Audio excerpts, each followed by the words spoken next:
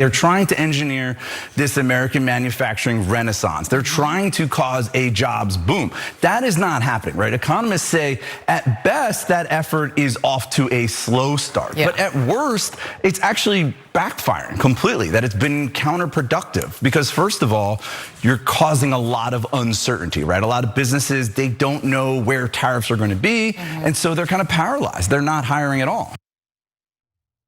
Just weeks after President Donald Trump fired the Bureau of Labor Statistics commissioner, citing revisions to the jobs report that showed that the US economy actually added far fewer jobs than economists had previously expected. Well, a new report has come out and it shows that, well, through these revisions, a lot less jobs were added to the economy. Now, to be fair, let's take a look at this chart.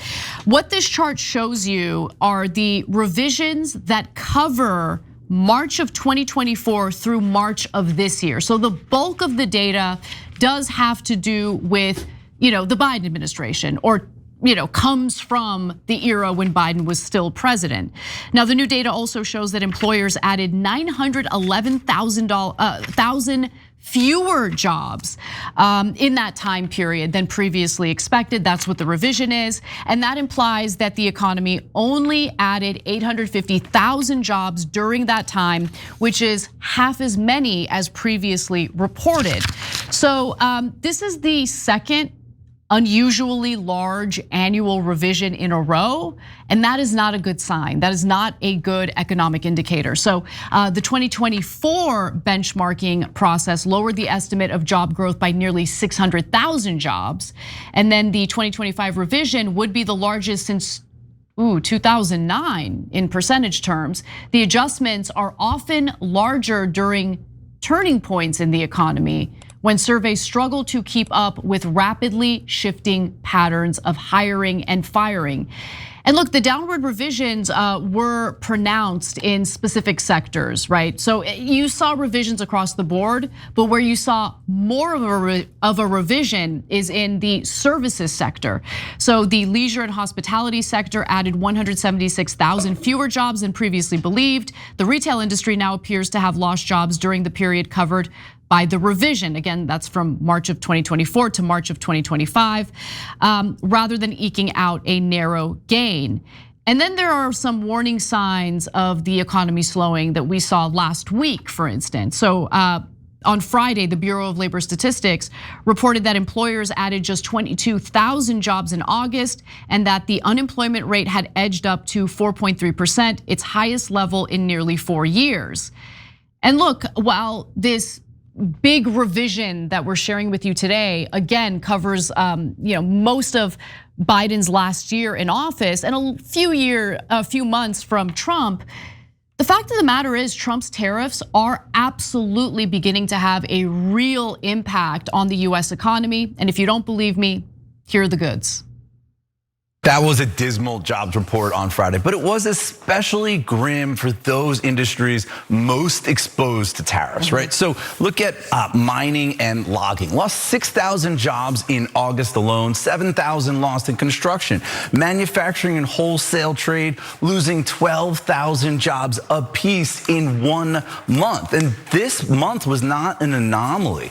Apollo Global Management has found that if you look at those tariff exposed industries, they started losing jobs shortly after this trade war started, and it's continued. For example, US manufacturing, it's lost jobs 4 months in a row. You go back to April, that was the month that those sky-high tariffs really were first announced.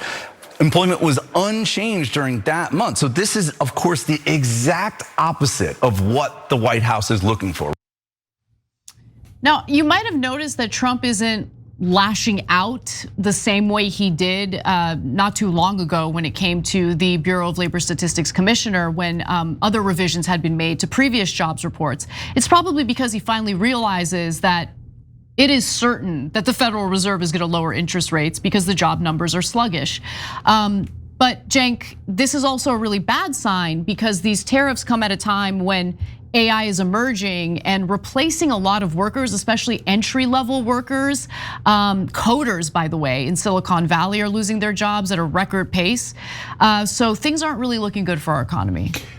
Yeah, he's in a world of trouble and doesn't realize it. First of all, the economy was never as strong as they made it out to be on TV. Why? Not because they support Biden or whatever. Same thing under Trump. Oh, record stock market, because they're all rich and they're all in the stock market. But the reality is, the wealth inequality kept growing and growing and growing. So much so now that Republican voters and MAGA hate income inequality and want it addressed, right? And they're beginning to realize, oh, we're all getting screwed, right? So what has that inequality created? Yeah, it's created record stock markets, and the rich are even richer than they were before. They're spectacularly rich.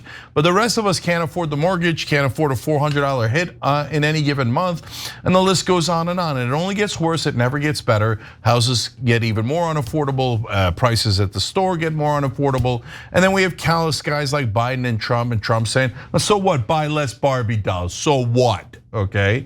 Well, brother, it's gonna affect the one thing and only thing that you care about, you, okay? So not only do you have an economy that's always been weaker than the liars in mainstream media have painted it out to be, but you layer on top of that these tariffs that are totally over the top, needless, and are causing problems.